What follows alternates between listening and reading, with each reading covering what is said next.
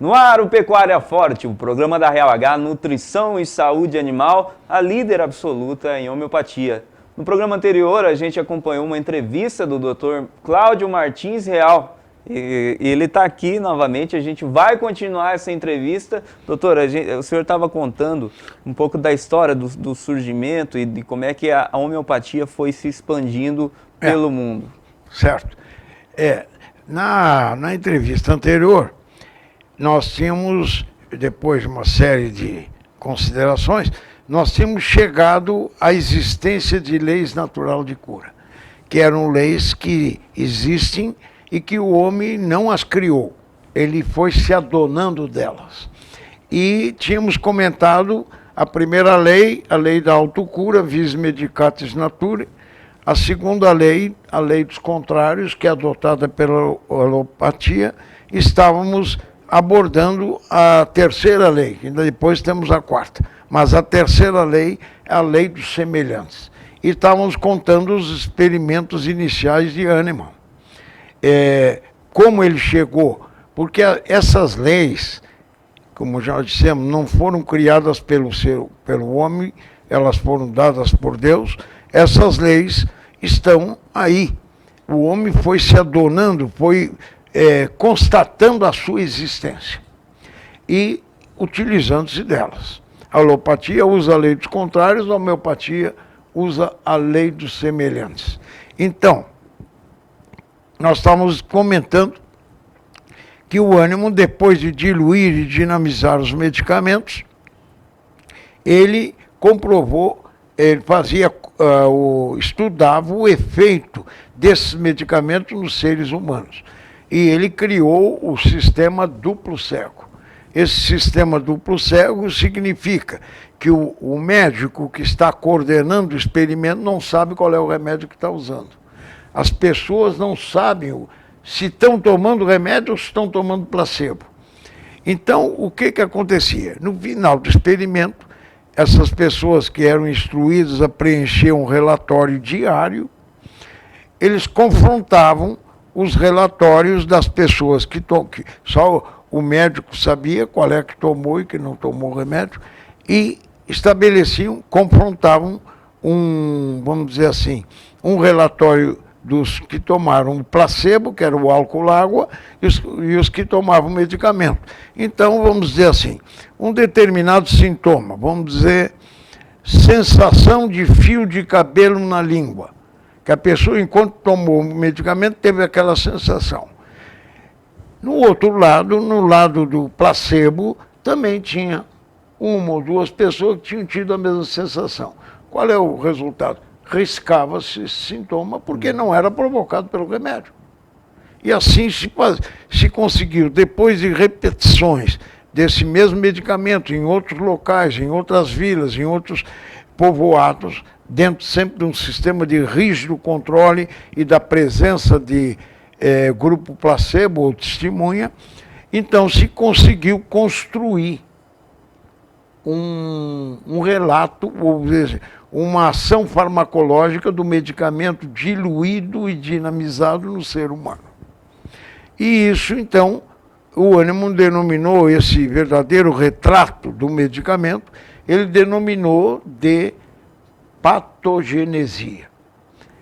A reunião das patogenesias dos diferentes, hoje tem mais de 2.000 medicamentos testados, experimentados no homem-são. Essas patogenesias dispostas em ordem alfabética constituem um livro que se chama Matéria Médica. Então, eles são dispostos em ordem alfabética. E com isso, além desse aspecto prático, se eu quero procurar, vamos dizer, o estudo do mercúrios corrosivos, que é o sublimado corrosivo em termos laboratoriais, se eu quero procurar o mercúrios corrosivos, eu vou na letra M, direto, e assim sucessivamente. Então, o que acontece? Esses medicamentos, o nome dos medicamentos homeopáticos, às vezes, surpreende uma pessoa que pela primeira vez vai usar, porque os nomes são latinos. Quer dizer, é uma língua morta que não sofre mais variações. E ela caracteriza uma determinada planta. As plantas são classificadas em latim. Os medicamentos todos homeopáticos são latinizados, vamos dizer assim. Por exemplo, nós temos ouro. O ouro não aparece na matéria médica como ouro, mas ele é o metal ouro. Então é o aurum metálico. O acônito é o acônito na pelos, e assim sucessivamente. Nós temos várias plantas ou substâncias, vamos dizer, para horrorizar talvez aqueles que nunca tenham tido contato com homeopatia. A barata, só conhece aquele bichinho que anda pelo chão e que apavora. A barata, dela foi feito um medicamento, porque a homeopatia se utiliza do reino mineral, animal e vegetal. Então, a barata é um medicamento, mas como é o nome da barata? Blata americana ou blata germânica. Só uma curiosidade, doutor. Para que serve a barata? Isso.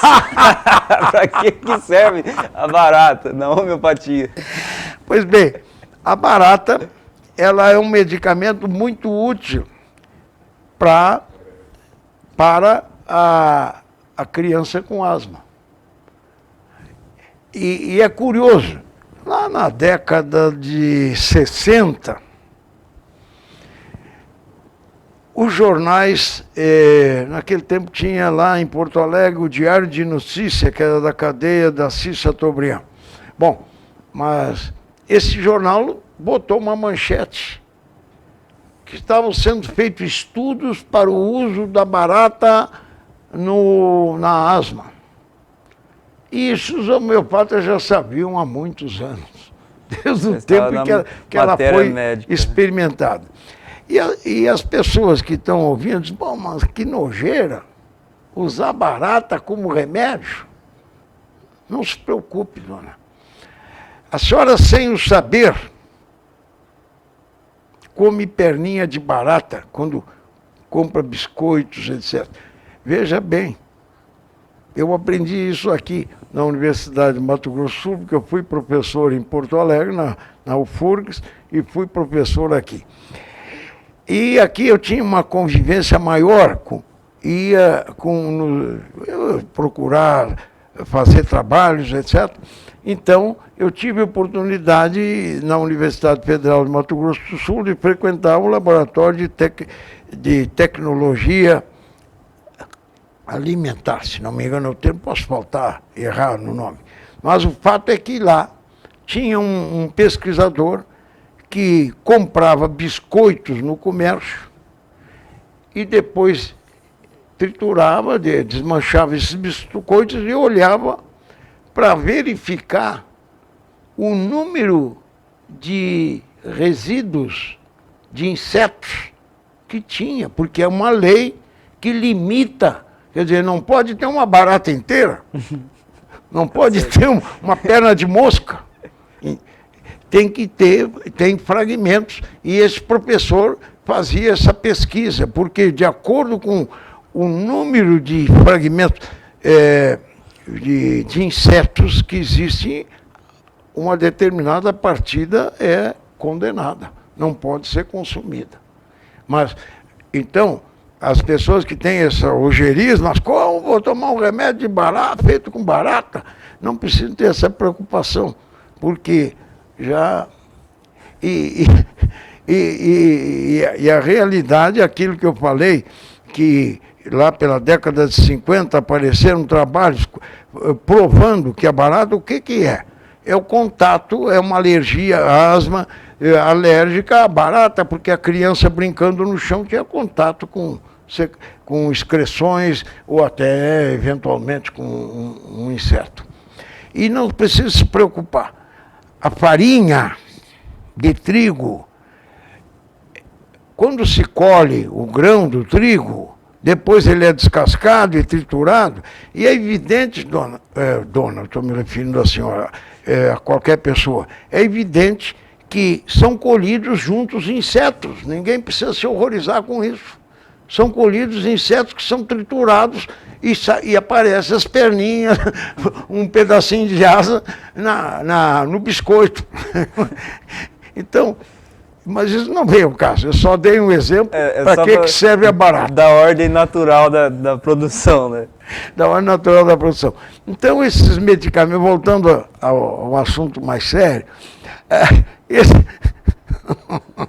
esses medicamentos, todos foram testados no homem-são. De modo que, o exemplo da barata foi muito interessante, porque é uma coisa que ninguém espera que ela possa virar um medicamento, mas ela é um medicamento, a barata americana. Bom, então, assim é que a homeopatia foi sendo feita. Quando uma pessoa vai ao médico, ou leva um cão a uma clínica onde tem um veterinário homeopata, o que vai acontecer? O veterinário ou o médico vão procurar encontrar nos seus conhecimentos, ou revisando a própria matéria médica, ou hoje esses trabalhos estão no computador, tem programas, ele vai procurar o remédio que cobre a totalidade dos sintomas. Partindo no ser humano dos sintomas psíquicos, ele vai hierarquizando os sintomas e vai, com isso, escolher o medicamento para usar no paciente. Isso aí é preciso que se entenda. Duas pessoas vão no mesmo dia no médico, no mesmo médico. Vamos dizer, as duas têm pneumonia, mas uma sai com um medicamento e outra sai com outro. Porque o médico competente, o médico homeopata competente, saberá identificar qual é o medicamento de um ou de outro. E é isso que o Hahnemann queria. O Hahnemann queria um remédio para cada pessoa. O remédio, a homeopatia criada pelo Samuel Hahnemann é uma terapêutica individual e curativa. Estamos acentuando esse detalhe porque nós vamos comentar depois um outro lado da homeopatia. Bom, mas então, isso é homeopatia. Os trabalhos modernos confirmam que na homeopatia se produz energia eletromagnética. Através da ressonância magnética nuclear, pesquisadores franceses, Lasny e Contre e Berlioch, esses autores demonstraram que em cada medicamento se forma energia eletromagnética. E a grande dificuldade das pessoas, mas como é que o remédio diluído pode agir? Isso foi um obstáculo muito grande para a homeopatia, porque quando se dilui, chega-se um momento que a substância inicial não está mais no medicamento. No entanto, aquele medicamento, ele continua agindo. E às vezes até visível, né, doutor? No momento da dinamização, por exemplo, você põe ali, apenas tem os veículos, mas um tem a homeopatia, o outro não tem, e você nota a diferença, né? Não, nós demonstramos isso em palestras, para cursos. O seguinte, você pega a tintura mãe de café que qualquer um prepara em sua casa, e pega 1 mililitro e dilui em 100. Ainda tem cor. Não vamos nem falar da dinamização. Ainda tem cor. O senhor pega daquela primeira diluição, o senhor pega 1 mililitro e coloca em 99 de álcool água. Ainda tem cor. Na terceira, com uma pessoa muito que tem uma agudez visual, ela ainda vai achar que tem uma certa tonalidade de cor. E dali para diante, seguindo esse mesmo processo, o que vai acontecer? Nada. Quer dizer, não há diferença de cor. Eu estou pegando a cor como para fixar nas pessoas que estão nos ouvindo, o que significa diluição. A partir da terceira diluição centesimal de tintura mãe de café, não há mais cor. Então, um remédio na 5ª CH, na 7ª CH ou na 30 CH, ele não tem diferença um do outro.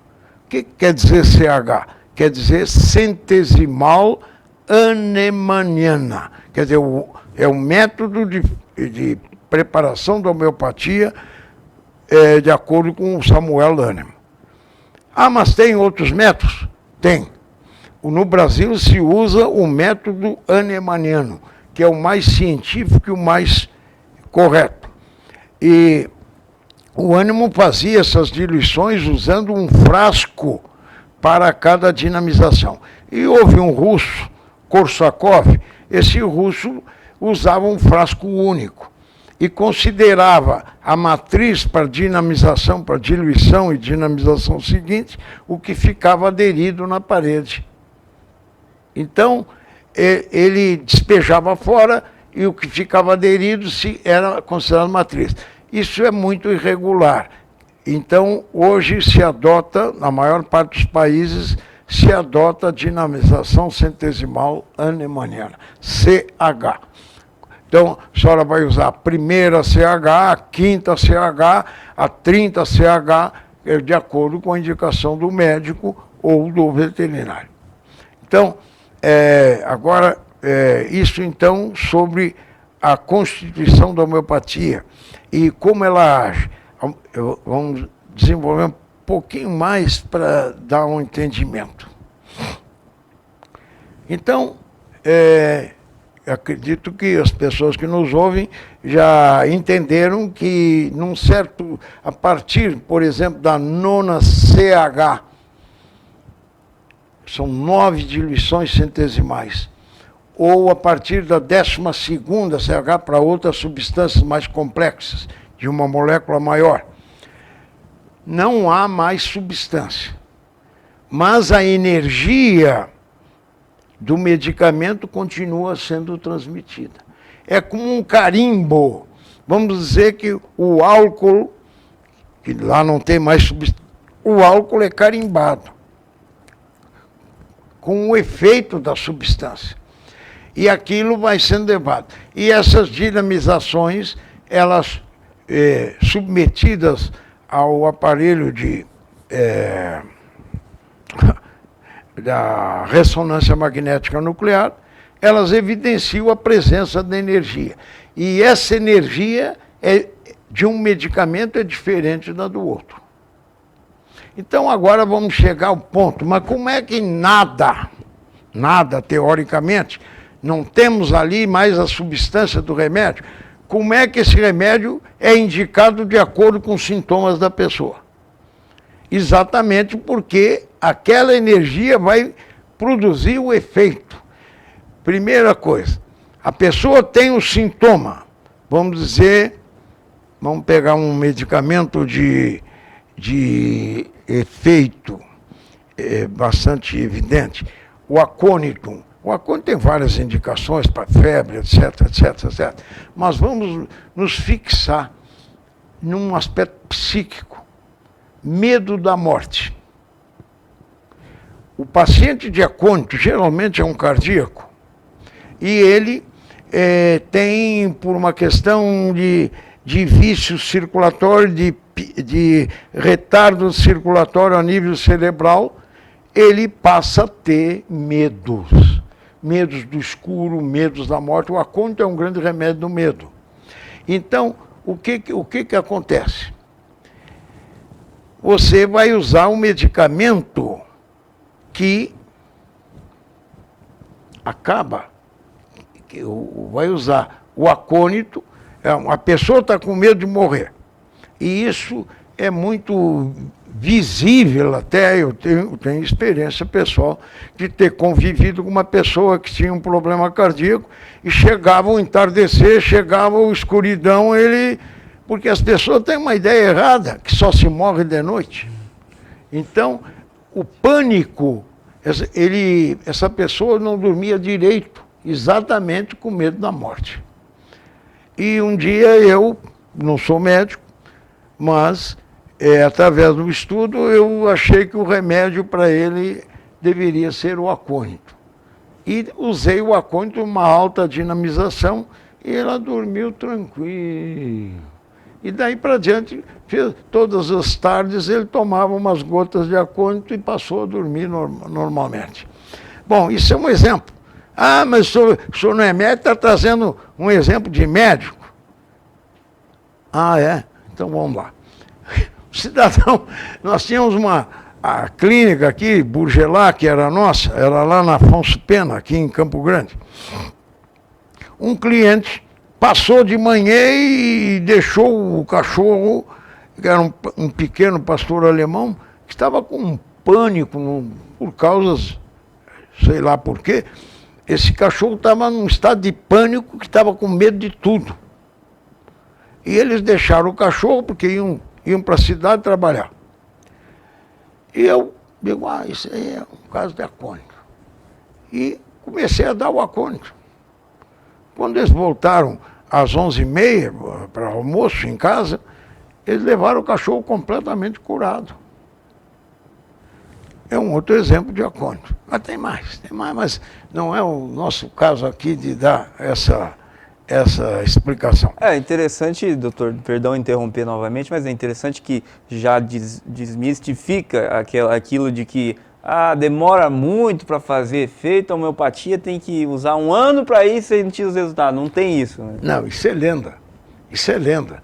Pessoas, e isso é muito visível em pessoas, eu dei o exemplo daquele senhor, que era um colega que viveu na minha casa nos últimos anos de vida, e ele tinha esse problema tratado, que era tratado por alopata, eu só intervi, por causa que eu cheguei à conclusão que ele não dormia, que ele tinha aquela angústia do entardecer, por causa que estava com medo da morte, embora ele não confessasse isso. E o resultado foi espetacular. Bom, mas, então a homeopatia é isso. O médico ou o veterinário vão procurar na patogenesia do remédio, o remédio que cobre a totalidade dos sintomas. Bom, agora vamos tratar da 4ª lei de cura. A 4ª lei de cura é o seguinte: equalia, é também chamada lei da identidade. Equalia, equalibus curantur. O que quer dizer? O igual cura o igual. Essa lei também já está lá nos aforismos de Hipócrates. Só que quem deu vida a ela, para orgulho nosso e de todos os veterinários, foi um veterinário, que se chamava Guilherme Lux, ou William Lux. Ele viveu lá na parte norte da Alemanha, na Silésia, e era contemporâneo de Hahnemann. E ele, independente desse aspecto apenas ocasional ou sem uma explicação, ele foi o primeiro veterinário que nós temos conhecimento que usou homeopatia. William Lux teve esse mérito. E ele praticava homeopatia. E além desse aspecto dele ser homeopata, ele foi um extraordinário, ele foi professor e foi um extraordinário lutador pela profissão veterinária. E só isso já granjearia a nossa simpatia. Mas independente disso, ele, quando foi chamado, naquele tempo, em 1800 e pouco, graçava muito na Europa o carbúnculo hemático. E ele foi chamado para atender uma epidemia de carbúnculo em ovinos. E não tinha medicamento na matéria médica. Veja, o Hahnemann recém estava começando, era contemporâneo de Lux. Então ele tinha experimentado, vamos dizer, 20, 30 medicamentos nessa altura da vida. E o Lux não encontrou um remédio que cobrisse os sintomas do carbúnculo. E o que ele fez? Olha a genialidade do Lux. Ele pegou sangue de um animal carbunculoso e dinamizou. E usou na 30CH e resolveu pararam as mortes. E esse é uma coisa, vejam, ele usou tecnicamente o agente da doença que estava no sangue, porque o carbúnculo hemático é uma septicemia pelo Bacillus anthracis, e chamou esse medicamento de antracinum. Quer dizer, pegou o nome do Bacillus anthracis e chamou de antracino. Esse medicamento ainda existe até hoje na patogenesia, na matéria médica. Patogenesia é o experimento dele, depois foi experimentado, diluído, foi experimentado no homem são. E então o que o Lux fez? O igual cura o igual. E esse episódio da cura do carbúnculo granjeou para o Lux uma notoriedade, porque, olha, ele curou o carbúnculo. E em pouco tempo depois ele foi chamado na Hungria para tratar um outro problema contagioso, inclusive contagioso para o homem, como o carbúnculo é o mormo. Aí era uma doença em equinos, que é uma doença que se caracteriza por ulcerações e coriza, secreções nasais. E ele já tinha granjeado, não havia um remédio na matéria médica dos pequenos números de remédios até então experimentados que cobrisse o quadro do mormo. E o que ele fez? Ele repetiu o que ele fez lá. Ele pegou as secreções nasais, o catarro nasal e sangue, aquela nojeira, vamos dizer assim, e dinamizou. E curou o mormo. Então o Lux escreveu até um livro, Isopatia der Contagionem. E esse livro ele já caracterizava a ação do agente, do igual, para tratar o igual, o sintoma provocado pela doença. Um pouco, vamos dizer assim, antecedendo o Pasteur. Se bem que o Pasteur usou ele aqui usava o igual contra o igual. Lá o Pasteur, a vacina que o Pasteur criou, que não lhe tira os méritos, mas foi depois do Lux, ele usava via injetável, as vacinas são injetáveis e provocam a produção de anticorpos, diferente do que o Lux fez. Então, essa parte da terapêutica é uma parte que foi desenvolvida por um veterinário. Depois ela teve sequências, teve um padre que desenvolveu e tratou uma epidemia de varíola na Turquia com o variolinum, que é outro medicamento. Os dois medicamentos testados em animais, em epidemias, testados terapeuticamente, não sobre animais sãos, foram do Lux, foram o antracino e o segundo foi o que ele chamou, porque o agente do mormo é o Malomyces malei, ele chamou de maleinum. São dois medicamentos que ainda existem na matéria médica. Doutor, mais uma vez eu vou ter que interromper, mas nós vamos continuar. Você que assiste ao Pecuária Forte, continue ligado, viu? Essa entrevista continua, a gente vai saber mais sobre a homeopatia, vamos saber mais sobre a história do professor doutor Cláudio Martins Real, precursor da homeopatia veterinária, fundador da Real H, aí muitos anos, 86, 87? 87. 87 horas. E uns pedacinhos. 87 anos de história e nós vamos continuar por aqui. O telefone da Real H eu vou deixar para você tirar todas as suas dúvidas e conhecer os medicamentos homeopáticos da Real H. 0 operadora 67 30 28 9000 ou se preferir você pode acessar o site realh.com.br. E tem também a página da Real H no Facebook, facebook.com/Grupo Real H. Está lá sempre atualizada, trazendo as informações dos trabalhos dessa grande família que é a empresa Real H, espalhada por todo o Brasil e no Paraguai. O programa Pecuária Forte fica por aqui, mas a gente volta no próximo programa com o professor Dr. Cláudio Martins Real. Real H, líder absoluta em homeopatia.